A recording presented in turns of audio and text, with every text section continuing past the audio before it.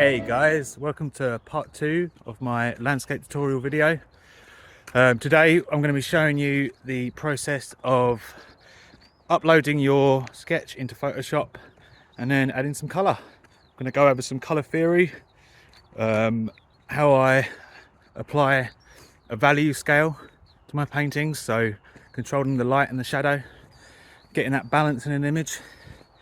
Yeah, I'm going to learn a lot today, so enjoy. So I've once again scanned my sketch onto Photoshop and now we're going to paint over it. I thought I'd set up 2 cameras, just for that accountability. You can't really believe anything these days, and I'm quite anti-AI at the minute, so we're going to have full transparency. Right, so what I'm going to do, I'm just going to crop this down a little bit, like that, and then adjust this with transform, just so we can get our framing right.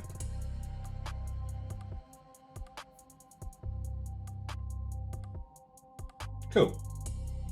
This might be a nice painting. Right, so I'm going to turn this sketch layer into multiply, and what that's going to do is if I create a layer underneath it, you should be able to, we can colour it and then still see the sketch over the top, which is super useful. Make this a little bit smaller. Oh man, it's really hot today, especially in my room. Right, so what I like to do first is use a large brush and a soft brush at that, so no hard edges, and then just start laying some tones on the canvas. First I'm going to colour the canvas one colour completely. I've got a colour scheme in mind. It's going to be a kind of like stormy, moody, unsaturated day, but then I want some intense saturated, like greenish light coming straight through the middle here. So let's just make the whole canvas this kind of colour, actually a bit more blue. That'll do. And then let's just start adding some values. So big brush,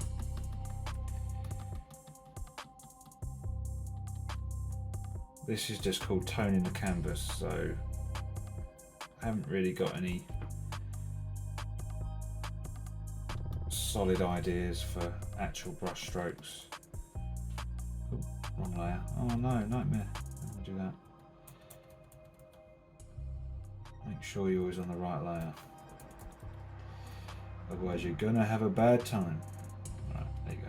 That's better.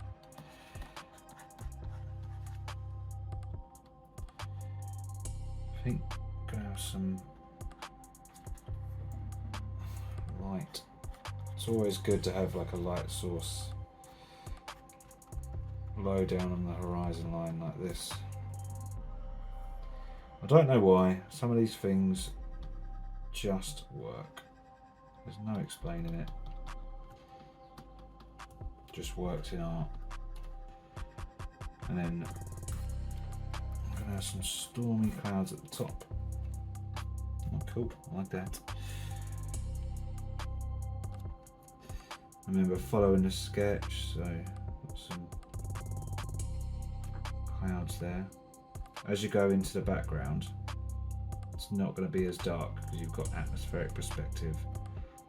As objects pass through the atmosphere, they get lighter and lighter in value and in contrast as well. So you have to remember that if you're going to make a realistic painting.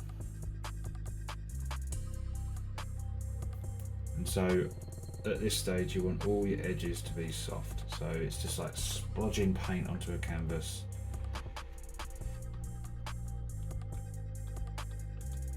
And you're really just at this point just creating effects.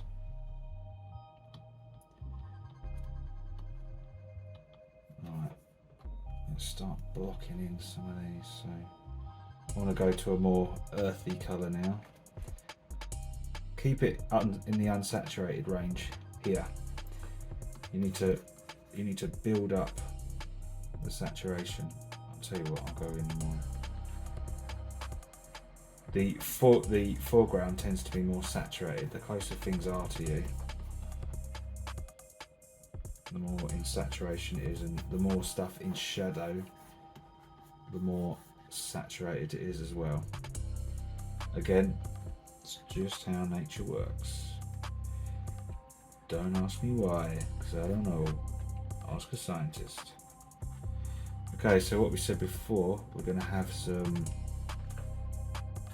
saturated light and straight through the middle, just so that eye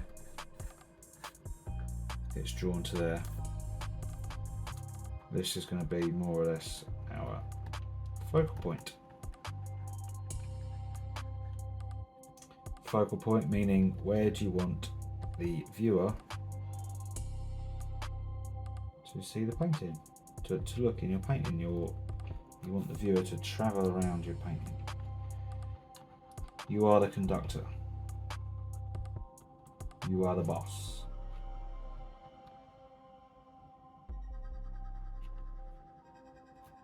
And I want my viewer to look straight here. So we're going to have some big time contrast and some saturation.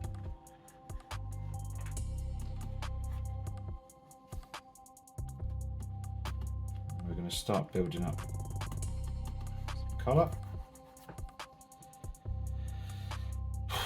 Right, so these back mountings, even though there's grass on them, well, I want there to be grass on them, you're not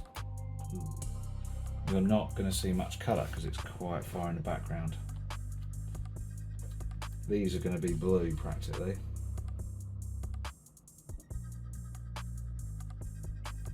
No colour whatsoever.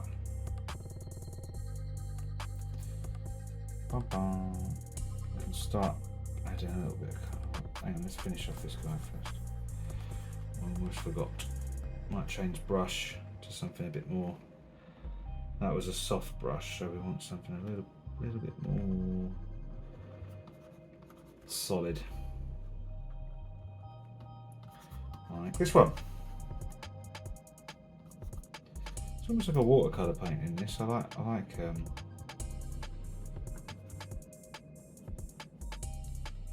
this effect. It's the brushes you use, so I'm kind of using light opacity and then textured brushes. It's a good combination if you want to keep that traditional feel and look, which I like doing. Again, there's a reason why I put anti-AI in my description, because I'm not anti-technology by any means, as I'm using Photoshop, but I'm anti-cheating and blagging and pretending you can do something when really you can't. So we're going complete transparency now with my tutorials. I'm going to show and explain everything that I do. It's going to take longer, but it's going to be worth it. Right, start building up. Always change the hue as well. Just keep changing the hue. Alright, so we've got some. But by changing the hue, I mean just change the hue of the colour slightly when you pick a new colour, just so you get that modulation of colour. Alright, this is going to be quite shadowy there. So. And then we'll have a lot of light in the background there. That's going to look cool. I like that.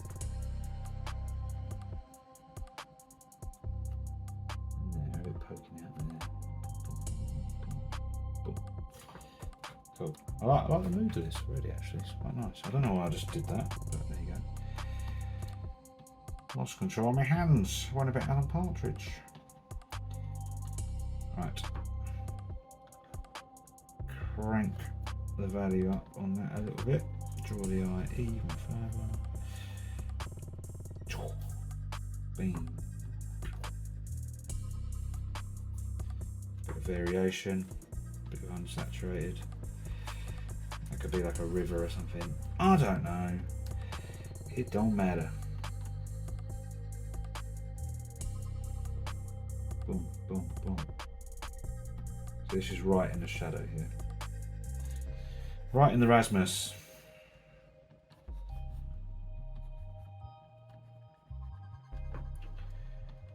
Cool. Get some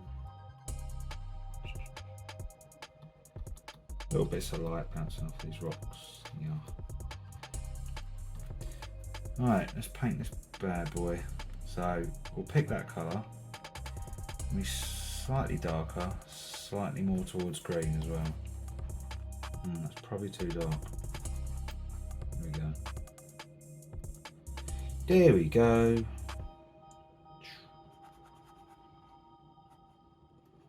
And then what we'll do, we'll use the lasso tool soon, and then we'll make some hard edges. And I'll show you what I mean by that in a minute. It's amazing how quick you can get something together. It's good fun. Learn how to do it. Don't be lazy. Do not do what is trendy. You will only end up having learnt no real skills. And that sucks. More work for me, which is good. I should stop talking sometimes. Right, so no, I've made a little mistake here actually, because this is supposed to be in front of this, so it should be darker. Right, so the only way to fix that is do this, go over it with a higher value.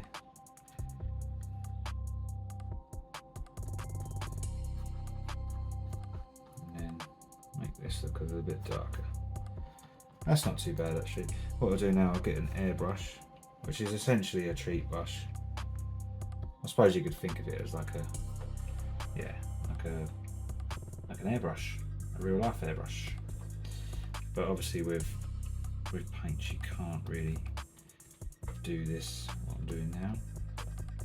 It's good for separating layers.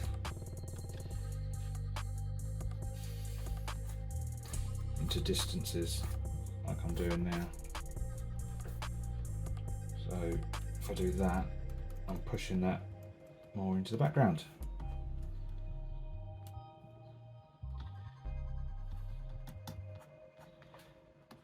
And you can also add atmosphere as well.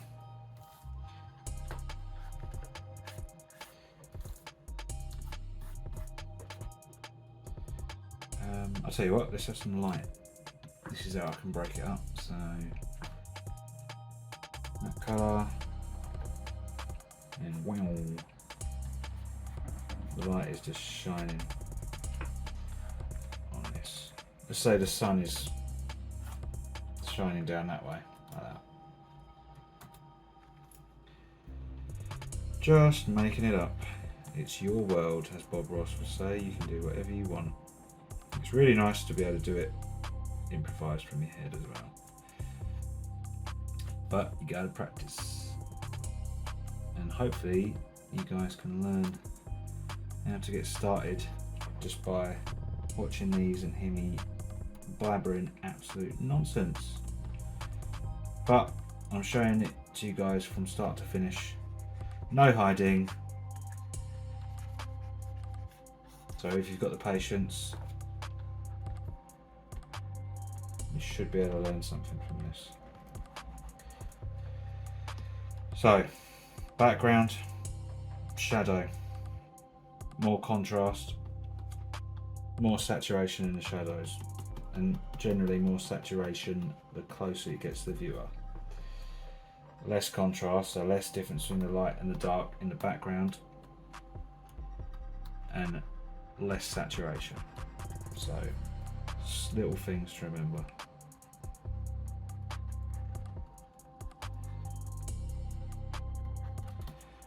I kind of like the look of seeing the line work underneath, so what I'm going to do now is merge the whole thing.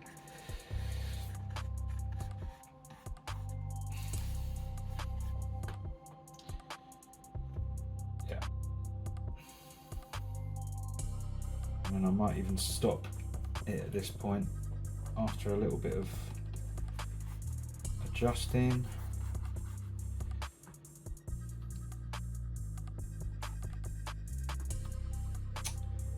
Right, merge visible. Merge visible. Well, probably should have got rid of that, but oh well. Gives it character. Let's use the mixer brush and push it away like that. Problem solved. Right, what I do want to do, I want to turn that a little bit more bluey purple, so I'm going to make a overlay layer and then softly lay over the top a blue colour like this. Probably too much. That's actually not too bad actually. And then here I'm going to make that even more intense. So I want the viewer to look there. I'm also going to make stupid noises while I do it as well. Right, and then let's make this more intense there.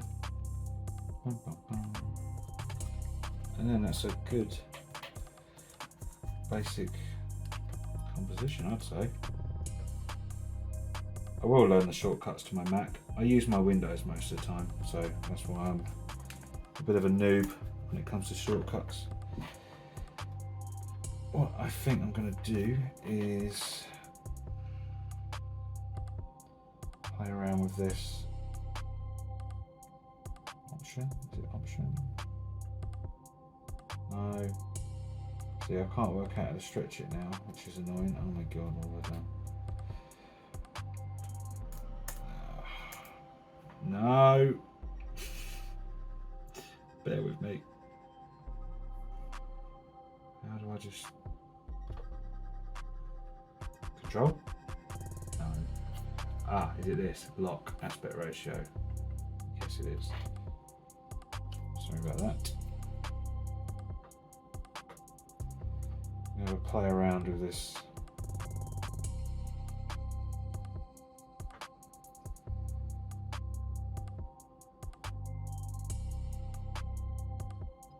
What I might do is this. Let's make the canvas wider. Bum, bum, bum. This is what's the beauty of digital. You can just do little experiments.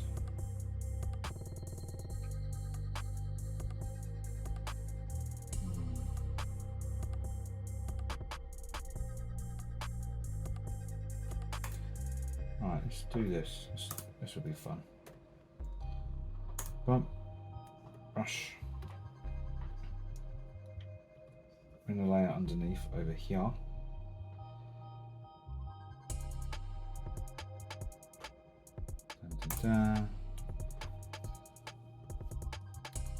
Brush. Just think it'll look better a little bit wider. Don't ask why, just intuition. So let's stretch this so we get that real wide Scottish style Highland mountain.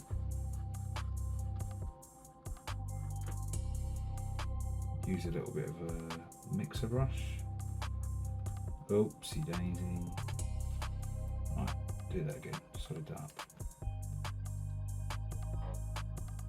Merge down. How long have we been recording?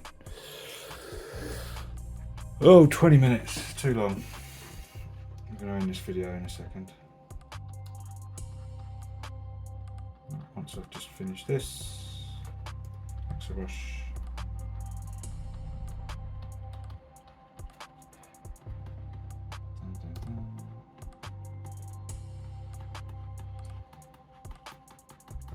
Yeah, I think that's composition there a little bit better.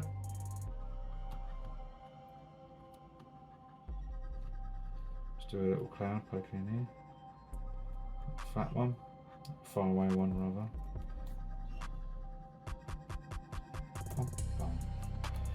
Let's get the shape of this cloud a little bit better.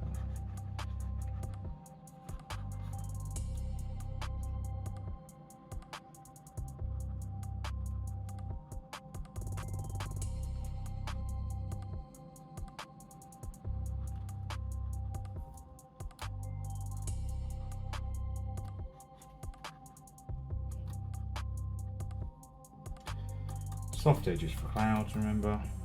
Ooh, a bit there. And a little bit of blue as well.